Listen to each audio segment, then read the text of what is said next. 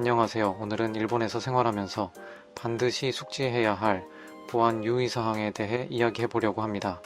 이 내용은 프리랜서나 IT 계열에 근무하는 사람들 뿐만 아니라 일본에서 회사를 다니고 있는 모든 사람에게 해당되니 주의 깊게 들어주세요. 특히 프리랜서 분들은 계약서를 보면 모든 책임이 본인에게 있으니 더욱 보안에 신경 써야 합니다. 첫 번째로 회사 내에서 사진 촬영을 금지해야 합니다.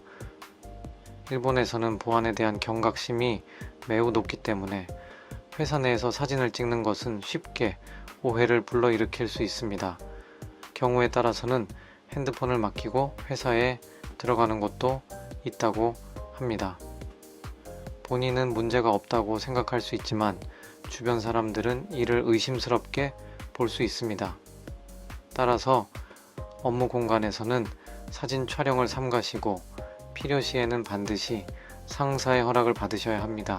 두 번째로 회사 컴퓨터로 개인적인 웹서핑을 금지해야 합니다. 점심시간이나 휴식시간에 회사 컴퓨터로 웹서핑을 하는 것은 큰 문제가 될 수 있습니다. 특히 중견기업 이상에서는 로그 분석팀이 있어서 웹서핑 기록이 문제가 될 수 있습니다. 이로 인해 심할서를 작성하거나 계약 연장이 불가능해질 수 있습니다. 또한 웹서핑 중 바이러스에 감염될 위험도 있으니 회사 컴퓨터는 업무 용도로만 사용하시고 인터넷 사용이 필요할 경우 개인 기기를 이용하세요. 세 번째로 소프트웨어 설치를 금지해야 합니다. 많은 회사에서 소프트웨어 설치가 금지되어 있습니다. 라인 설치가 막혀 있을 수도 있고 개인 메신저 어플은 특히 설치하지 않는 것을 권장합니다. VS 코드의 확장 프로그램이나 크롬 확장 프로그램 또한 금지되어 있는 경우가 많으니 잘 확인하고 허락을 받은 후에 사용해야 합니다. 승인되지 않은 소프트웨어 설치는 하지 마시고 필요시에는 상사에게 허락을 받으세요. 마지막으로 가장 중요한 회사 자료를 외부로 반출하는 것을 금지해야 합니다.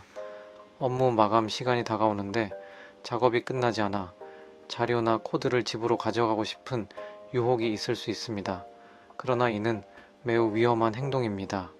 중요한 자료를 잃어버리면 법적 책임을 져야 할 수도 있습니다. 따라서 회사의 허락 없이 자료를 외부로 반출하는 일은 절대 하지 마세요.